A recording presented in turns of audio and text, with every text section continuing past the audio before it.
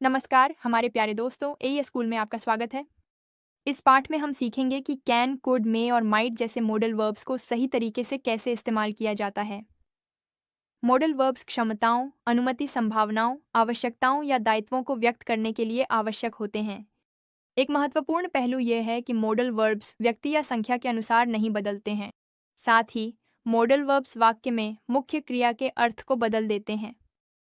आइए देखें कि यह कैसे काम करता है। वाक्य आई स्विम में क्रिया स्विम एक सामान्य क्रिया, एक सामान्य क्षमता को दर्शाती है। वाक्य कैन आई स्विम में क्रिया कैन वाक्य के अर्थ को बदल देती है, जिससे यह अनुमति या क्षमता के बारे में एक प्रश्न बन जाता है। आगे हम कैन, कुड, मे और माइट को और विस्तार से जानेंगे ताकि समझ सकें कि इन्हें विभिन्न संदर्भों में सही तरीके से कैसे इस्तेमाल किया जाता है। हम कैन और कुड से शुरू करेंगे, जिन्हें क्षमता और अनुमति व्यक्त करने के लिए इस्तेमाल किया जाता है, और बाद में हम मे और माइट के बारे में चर्चा करेंगे, जो संभावना और अनुमति को अधिक औपचारिक तरीके से व्यक्त करने के लिए उपयोग किए जाते हैं। कैन और कुड। कैन वर्तमान में कुछ करने की क्षमता या योग्यता को दर्शाता है। I can speak English, she can swim very well. वह बहुत अच्छी तरह तैर सकती है। कुड कैन का भूतकाल रूप है और हम इसका उपयोग उस क्षमता के बारे में बात करने के लिए करते हैं जो हमारे पास अतीत में थी। When I was a child, I could run fast. जब मैं बच्चा था, मैं तेज दौड़ सकता था। He could play the piano when he was young. वह जब जवान था, पियानो बजा सकता था। हम देखते हैं कि उसके पास ये क्षमताएं बचपन में या जब वह जवान था तब थीं, यानी अतीत में। कैन और कुड का एक और उपयोग अनुमति मांगने के लिए भी किया जाता है। कैन और कुड के बीच अंतर औपचारिकता और संदर्भ से जुड़ा है, जिसमें इनका उपयोग होता है। अगर आप आरामदायक स्थिति में हैं, जैसे दोस्त या सहकर्मी से बात करते हैं, तो आप कैन का इस्तेमाल करते हैं। Can I use your phone? क्या मैं आपका फोन इस्तेमाल कर सकता हूँ? ये एक सीधा सवाल है जो अनौपचारिक संदर्भ में उपयुक्त है। अगर आप किसी मीटिंग, व्यापारिक बैठक या किसी महत्वपूर्ण कार्यक्रम में हैं, तो कुड का इस्तेमाल करना बेहतर है।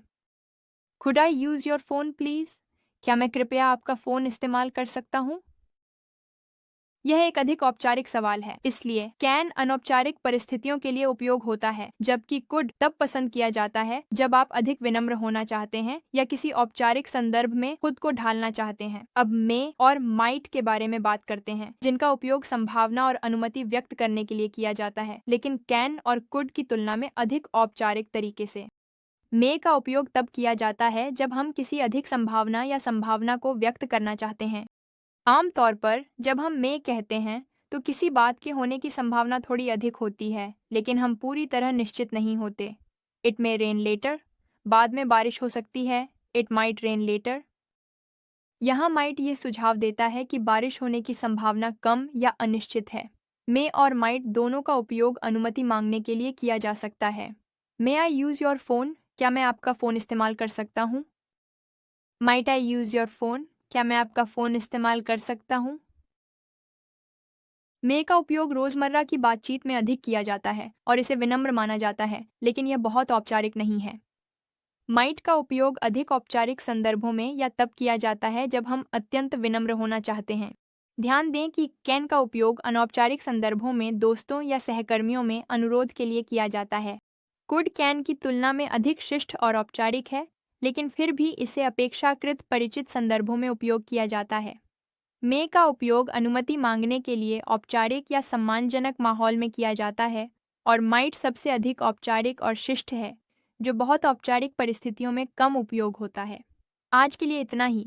अपनी शब्दावली समृद्ध करने और अतिरिक्त जानकारी प्राप्त करने के लिए पूरी पाठ को साइट पर अवश्य पढ़ें।